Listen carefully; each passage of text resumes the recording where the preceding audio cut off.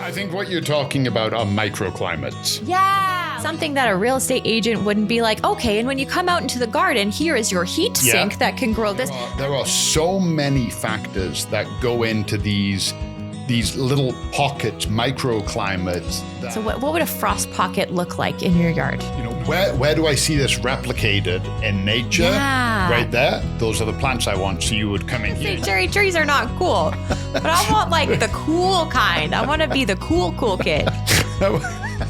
The Helpful Gardeners, the podcast that digs into the buzziest plant trends and news you need to know, regardless of your growing zone. Colin is a skilled horticulturist with decades of growing experience across Canada.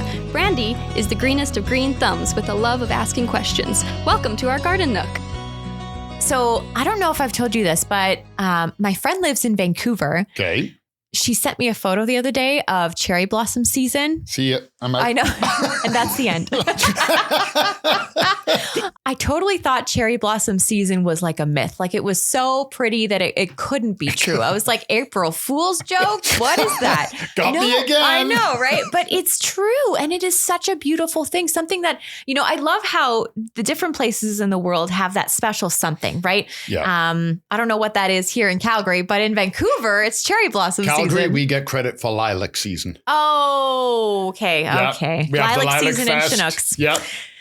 Okay, that makes me feel a lot better, warm and bubbly inside. Thanks, Colin. I needed that. I got you. I needed that after seeing you. the cherry blossoms. It's just so cool, right? Yeah. Like absolutely incredible. The amount of pink everywhere. It's kind of like actually in Calgary when we have the flowering plum season and all the pink trees that pop up around the city. And everybody in the city comes to Golden Acre and goes, "Where's this plant?" I know. And you're like, we're sold out. But I imagine if there was an abundance of those trees, I bet you everybody would have one. I'm not opposed to flowers. Yeah, right. I'm not opposed because there's that. Is it that famous? There's a photo, I've seen it a few times now, and it's kind of like an aerial view or definitely up top of that boulevard in Vancouver. Yeah. And every tree is in blue. Yeah. Yeah. But it's funny. I mean, even what is it in Montreal? They have the autumn season where it's all full of the deciduous trees and it's beautiful color. Yeah. Like I feel like every kind of place across the country has its own flavor of Fair seasonal enough, interest. It's really Good cool. way of putting it too. Right. So if you live in Vancouver or you're anywhere over there that has the cherry blossom season, very jealous. Yeah. Send us some pictures because we love seeing it. You know what? Maybe if you start in Vancouver in April and you enjoy that, and then you're in Calgary for lilac, and you work your way across the country and you end on the East Coast for autumn. Oh, I like that, actually. Maybe when I'm retired. Yeah. Yeah. Road trip. Do you think there's any way that we could grow a cherry blossom tree in our backyard? Like what kind of conditions would you need? We can grow we sell cherries. I eat cherries. But like you know, like the ornamental, like the cool kind. Not to say cherry trees are not cool, but I want like the cool kind. I want to be the cool kid. You made me get out of here with your edible stuff. Like I want to grow all the cool stuff and have garden tours and if we could, we would. But don't you think there might be, like I have heard of some people, I think you told me that somebody was able to grow a magnolia or no, it wasn't a magnolia. It was a azalea, not azalea. If somebody grew a magnolia, it would be me. So I think what you're talking about are microclimates. Yeah. Like I feel like some people have like the just like the right conditions to grow something like a Japanese maple or something in a zone 3, you know? And it got me thinking about, those little microclimates that we have in our yards and something that a real estate agent wouldn't be like, okay, and when you come out into the garden, here is your heat sink that can grow this. And I'm thinking, what is a heat sink? Is it like where the sink is and then all the water's always warm? Oh, like that would be nice too. Okay, so let's talk about some of the different microclimates that you can have in your garden and sort of what kinds of plants that you can grow in them and how to test what kind of microclimates you have, because you never know. Like, you could have a really nice hot zone and you can grow things that other gardeners in the city can't. And I mean, this can also vary across the city. I think we covered this one episode where, if you live in the north, you could have completely different conditions than like down in the south. It can vary from house to house. Oh my gosh. It can vary from your neighbor to you, just based on the architecture and the layout of your house and the color of your siding. There are so many factors that go into these little pockets, microclimates, that I feel like most people don't know, and they don't know how to adapt to them. They just go, I can't grow anything in that area. It's too hot. Oh, that area is too exposed. That area is too shady. What? Yeah. So on and so forth. Instead of going, oh, I have to adapt to that area. Well, also, I've also heard of some gardeners being like, well, I bought this tree and it did really well over here. And then I bought the same tree, but I put it over here. There must be something wrong with the tree because I'm really good at growing this type of tree, but maybe you just had the right conditions in that one spot. Yep. You might be like, well, I don't get it because they have the same light exposure. Yeah. Okay, so the canopy is getting the same sunlight, but maybe you planted close to a fence and the fence blocks any sunlight from hitting the ground, so the roots are always colder. Yeah. Yeah. So the other one is coming out of the gate quicker in the spring, and the other one is still got cold fruit. Because in my yard, I have a patch that we dried Jimmy off outside, a brutal snowstorm, whatever, and we dried him off, and the towel got left outside. Yeah. Okay, no big deal. But then the towel froze to the ground. I was doing my cleanup sometime in April. Okay. Everything was clear. That one patch, the towel was still frozen to the ground. Oh. So it's cold and wet there. Now, when I go out gardening, Jimmy comes out and he's like, yeah, this is awesome. This is awesome. After about half an hour, I know exactly where he'll be. And he'll be in that cool patch where it's always shady. Yeah. Okay. So do you feel pretty confident about the different zones in your garden? Oh, yeah. Having been there for a few years now. Let's talk about some of the different climate zones that you can have. So the first one, obviously, is that term I used earlier, the heat sink. Yep. So what is the heat sink? It's an area where basically once the heat gets in, it's not getting out. Okay. So you're not getting much prevailing wind. So my heat sink, the siding around it is it's not white, but it's white. It's very pale gray. Yeah. So it's reflecting heat. So there's constantly heat, and it's bordered by my house, a fence, and my garage. So it is, you walk around the corner into that area and you feel like a 5 to 10 degree temperature shift, literally. Yeah. Yeah. I know mine is in a similar spot. It's on my deck. And it's right up against the house on the deck. And it's right in between, the outdoor kitchen, the house. Okay, yeah. Like just right in there. And I always grow tomatoes and peppers there just because they get the most heat. And I think that's something we've talked about in the past.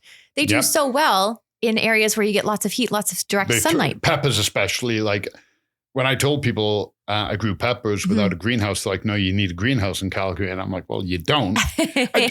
In some properties, absolutely you do. Yeah. Mine I've got, and if I grow my peppers literally around the corner, same sun exposure, identical sun exposure, way more wind, way colder. I get 1/10 of the peppers. Yeah. If I get peppers. Yeah. Is there anything else you can grow in a heat sink that you can think of? So in mine, my cucumber melons did amazing. I don't grow it, but I have heard I don't eat it enough ever to grow it.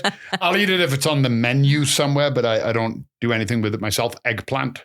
Oh. Eggplant, but my cucumber melons, I have done cucumbers in my heat sink. Yeah. They will like it, but they die pretty quick. Yeah. It gets too hot for them. Yeah. So really mainly that is like we're talking vegetables and fruits, that kind of thing. But there's flowers you could put in there, perennials, all kinds of stuff. Seriously. Yep. Oh yeah. There's I guess when we're talking about heat sink, that could be more of those higher tropical ones, right? Yeah. Geez, I don't even know. Like a Japanese maple? No. No? Okay, never mind. I don't know, guys. Yeah. Japanese. Zinnia? Zinnia. Oh, I got one. There you go.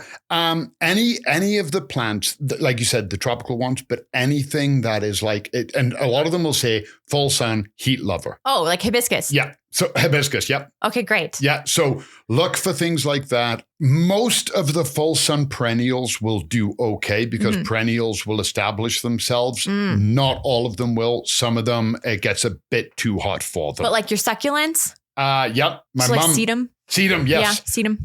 My mom had a tiny area where she had a sedum, and the sun would reflect off of windows. Yeah. It got no rain because it was protected from the house, so the soil was always warm and dry. Yeah.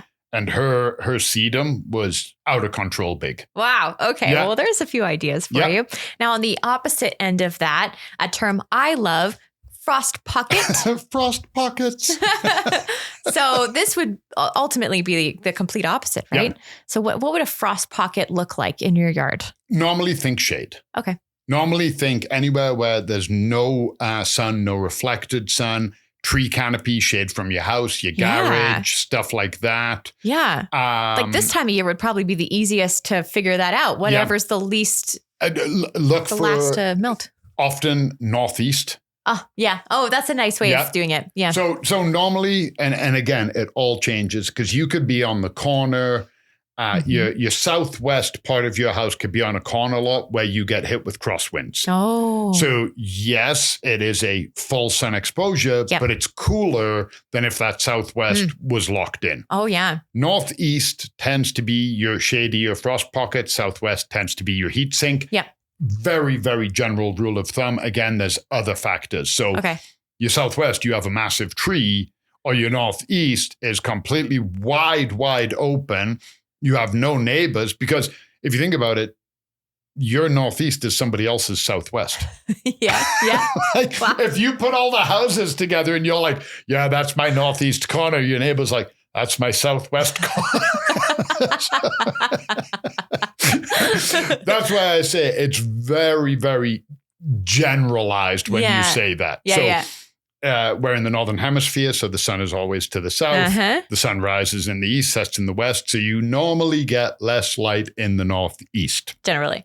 Okay, so that's the frost pocket. Things that you could probably grow in there would be, like you were talking about, so more of your shade lovers. So begonia, fuchsia, your favorite, New Guinea impatiens. Could you do any vegetables or herbs in that area? Leafy greens. Oh, okay. So your lettuces, kale. Spinach, kale, arugula. Love that. Okay. Everybody loves those. Mint will do really good. Okay. Dill can do quite good. Depends. Okay. Dill doesn't want to be cold. Last year or the year before, we planted dill and not thinking I put it in the full sun. My dill plant was about that big. Oh. It bolted. It was still good. Smells like dill, tasted okay, but covered in flowers and the pollinators were loving it. Okay. So we were like, oh, there you go. Enjoy. Sure. Bon appetit. There was also something else that I thought about was an area that might get, you alluded to earlier, a lot of wind. Yeah. So what about those windy patches? How would you even tell that you have one in your yard? Often you'll see because it'll be a full sun day. You'll go out there. It'll be a little bit cooler. But even after you've watered, it'll be the first area to dry out because the wind dries out. So my heat sink, as much as it's hot, Montreal gets very, very hot, but it's always wet because of the humidity. There's no wind in my heat sink. So I water, that ground does stays warm and damp. Yep.